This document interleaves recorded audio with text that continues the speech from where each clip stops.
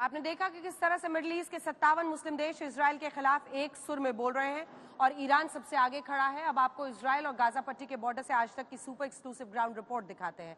आज तक के रिपोर्टर गौरव सावंत गाजा बॉर्डर पर उस फेंसिंग तक पहुंचे जहां से हमास के आतंकियों ने 7 अक्टूबर को इजराइल में घुसपैठ की थी, तांडव मचाया था। लेकिन अब इस फेंसिंग के पास इजराइल के सबसे दमदार मरकबा टैंक्स तैनात कर दिए गए हैं। आइए देखते हैं गौरव सावंत की एक्सक्लूसिव रिपोर्ट। इस समय ठीक मेरे पीछे जो आप तस्वीरें देख रहे हैं, ये वो फेंस है जो रक्षा करती है इजराइल की हमास के आतंकवादियों से, और इसी तरह की फेंस पूरी गाजा पट्टी को अलग करती है इजराइल से। और आप मेरे पीछे देखिए, ये फेंस, इसमें बिजली के तार लगे हैं, ये मोटी स्टील की फेंस है, जमीन के कई फुट नीचे तक जाती है और ऊपर इसमें कांटेदार तार लगे हैं। ये देखिए, ये है ये फेंस। तो यहाँ पर लगभग 10 फुट ऊंची फेंस है। फेंस के ऊपर 3 फुट के और कांटेदार तार हैं। उसके और ऊपर कैमरे लगे हैं, माइक्रोफोन लगे हैं। ये देखिए, मैं आपको दिखाता हूं। ये देखिए, सीसीटीवी कैमरे भी लगे हैं, लाइट भी लगी है, रिसीवर्स भी लगे हैं। यहाँ पर मोशन सेंसर्स भी लगे हैं, यानी कुछ भी अगर वहां मूवमेंट होता है तो लाइटें जल जाती हैं, अलार्म बजने लगता है और सेंसर, मोशन सेंसर एक्टिवेट हो जाता है और बिजली इन तारों में दौड़ने लगती है। लेकिन हमास के आतंकवादी इतनी प्लानिंग के साथ आए थे कि वो अपने साथ बुलडोजर्स लेकर आए थे, heavy earth moving machinery, JCB मशीनें लेकर आए थे, और उन्होंने एक ही बार में पूरी तरह से कई जगह पर, एक जगह, दो जगह, तीन जगह नहीं, लगभग 30 से 35 जगह पर उन्होंने इस फेंस को तोड़ा और हजारों की संख्या में हमास के आतंकवादी हथियारबंद अंदर घुस आए। अपने साथ वो जीपों में आए थे, मोटरसाइकिलों में आए थे, एक एक मोटरसाइकिल पर 3-3 आए थे, गाड़ियां उठाई, अपने साथ ईंधन लाए थे, घरों में आग लगाई, गाड़ियों में आग लगाई, और एक सोची समझी रणनीति के तहत उन्होंने अपहरण किया महिलाओं का, बच्चों का, पुरुषों का, सैनिकों का, जो शनिवार की छुट्टी मना रहे थे, सुबह सोकर भी नहीं उठे थे, और घरों के अंदर घुस घुस कर लोगों का अपहरण किया और कईयों को, मतलब 1400 लोगों को मौत के घाट उतार दिया। और लगभग अब जो औपचारिक आंकड़ा आया है, 199 लोगों का अपहरण किया और उन्हें गाजा पट्टी में ले गए। और ये पूरी एक सोची समझी साजिश के तहत हुआ ताकि इजराइल की सेना काउंटर अटैक न कर सके। हालांकि ये फेंस बेहद मजबूत समझी जाती है, कई फीट नीचे, जमीन के नीचे तक है, ये 10-12 फीट ऊंची है और उसके ऊपर कांटेदार तार अलग लगे हैं, सीसीटीवी कैमरे अलग लगे हैं। लेकिन इसके बावजूद आतंकवादी इसको भेदने में सफल हुए। अब हर जगह यहाँ पर न केवल कांटेदार तार फिर लगा दिया गया है, बल्कि सेना की यहाँ गश्त भी बढ़ा दी गई है, टैंक यहाँ पर लगा दिए गए हैं, तोपें लगा दी गई हैं कि हमास के आतंकवादी फिर ना आ सके। और एक बार फिर इजराइल ने कह दिया है कि अगर कोई फेंस के आसपास भी दिखा गाजा पट्टी के पास, उसको गोलियों से उड़ा दिया जाएगा।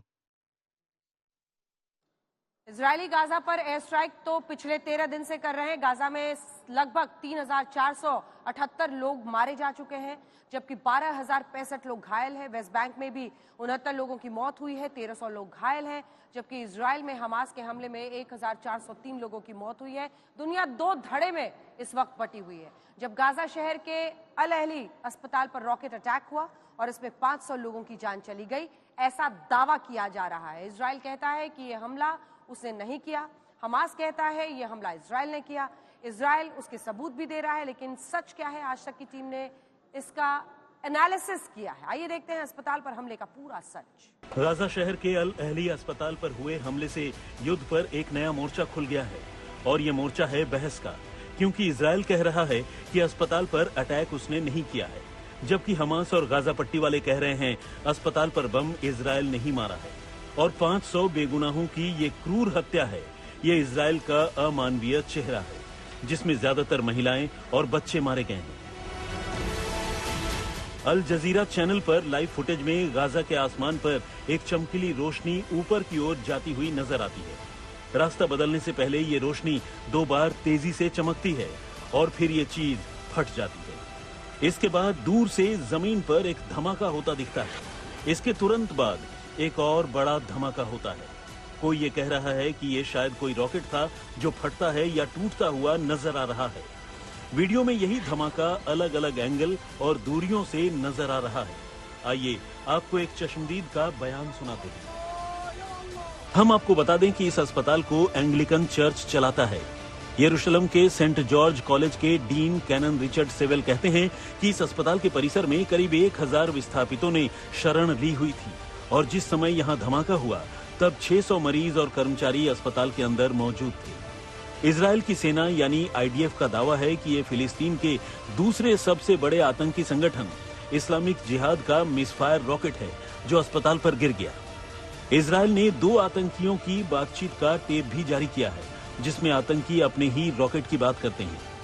इजरायली सेना ने गाजा के अस्पताल पर हमले के पहले और बाद की सैटेलाइट तस्वीरें भी जारी की और ये साबित करने की कोशिश की कि अस्पताल में विस्फोट पार्किंग वाले इलाके में हुआ था और इजराइल की ओर से किए गए हमले में जमीन पर जैसे निशान दिखते हैं वैसे निशान तक वहां नहीं थे। इजराइल लेबनान बॉर्डर पर कैसे युद्ध का मोर्चा खुला हुआ है, आइए आपको दिखाते हैं हमारे रिपोर्टर राजेश पवार की विस्फोटक रिपोर्ट। मैं इस वक्त लेबनान इजराइल बॉर्डर पर खड़ा हूं और आप कंटिन्यूअसली मेरे पीछे मशीन गन फायर सुन पा रहे हैं और धमाका सुन पा रहे हैं। लगातार फायर चल रहा है, दोनों तरफ से लगातार मशीन गन फायर हो रहा है, दोनों तरफ से लगातार आर्टिलरी फायर हो रहा है, रॉकेट्स फायर किए जा रहे हैं, मिसाइल्स फायर किए जा रहे हैं। बिल्कुल ये देखिए और बहुत बड़ा धमाका जो आपने सुना, ये मिसाइल फायर किया है, ये इजराइल की तरफ से गया है लेबनान की तरफ। यहाँ से आप लेबनान देख सकते हैं और यहीं से आप इजराइल देख सकते हैं।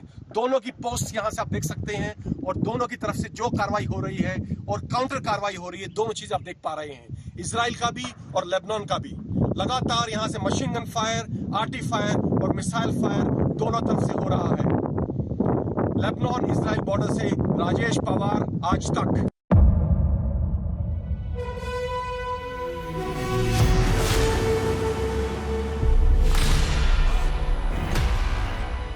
मुद्दों का मैदान, जिम्मेदारी लेंगे तर्कों पर घमासान। क्या बताना चाहते हैं इस देश को? किससे किसकी ठनी, न्याय की नीति नहीं बनती है। किसने दी किसे पटखनी। क्या सच है जिसको छिपाने की कोशिश? खबरों की दुनिया का सबसे बड़ा अखाड़ा दंगल देखे मेरे यानी चित्रा त्रिपाठी के साथ रोज शाम 5 बजे सिर्फ आज तक पर।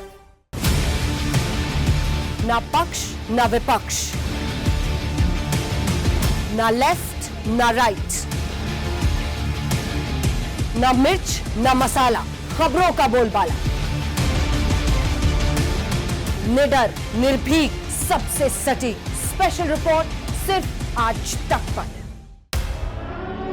एयर रेड के ये सायरन समय समय पर आपको सुनाई देते हैं। शौर्य की, भारत और चीन के बीच साहस की, सभी बाढ़ग्रस्त इलाकों का हवाई सर्वेक्षण किया है। सरोकार की, गाजीपुर में किसान से बातचीत करें। संघर्ष की, कश्मीर को आगे बढ़ना होगा। संयम की, भावनाएं भड़की या दंगे भड़काए गए, सवालों की, जनता के लिए, जनता के द्वारा, जनता की दस्तक। श्वेता सिंह के साथ सिर्फ आज तक पर।